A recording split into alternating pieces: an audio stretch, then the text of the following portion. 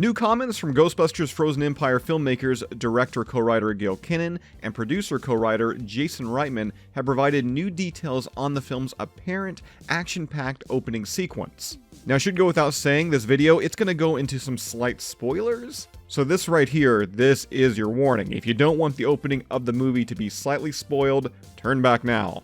Alright, so at the end of Afterlife, we leave the fictitious Oklahoma town of Somerville as the iconic film car, the Ecto-1, is shown driving across the Manhattan Bridge. This sets up the Ghostbusters New York City return in the upcoming sequel, and Kinnan, in the March issue of Empire magazine, he would divulge that the Spengler family saga, it has continued to play out off-screen, with Callie, Phoebe, and Trevor already living in New York when the film begins. The story picks up in real time, a couple of years after Afterlife. The Spenglers are living in New York, taking over the family ghostbusting business, when certain forces come into play that are bigger and scarier than anything they've had to confront. While we're sure that Frozen Empire, it's going to allude to some of the events between the two films, for those that do need some added narrative, both Kinnan and Reitman had a hand in Dark Horse's upcoming 4-issue comic series, Ghostbusters Back in Town, which is said to bridge the gap. Back to the film's opening, Reitman, he would then chime in, mentioning the difference in approach, with Afterlife's world building allowing for Frozen Empire's seemingly stark shift in tone, opening on the bustling streets of Manhattan inside the Ectomobile. Afterlife was about taking the franchise out of New York to shake off the rust. It was a passing the torch movie, it was about setting the world up again and establishing our new characters.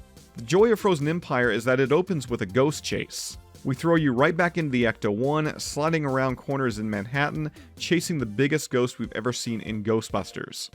While Frozen Empire sounds like it's going to open unlike any other Ghostbusters film that came before it, rest assured that it has the ingredients of that original recipe. Reitman would go on to mention that he did have the chance to run the film's story by his father, original franchise director Ivan Reitman, before his unfortunate passing, stating that Reitman Sr. loved it.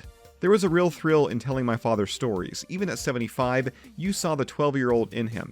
Sat on the edge of his seat, eyes wide, mouthing along as he anticipated where you might go next. On the set of Frozen Empire, Reitman could almost hear Ivan laughing over my shoulder when I was watching a scene, or telling me, "This bit isn't working." It was strange. Suddenly, the pain of losing him became the joy of getting what felt like another moment with him, as I imagined how he'd react.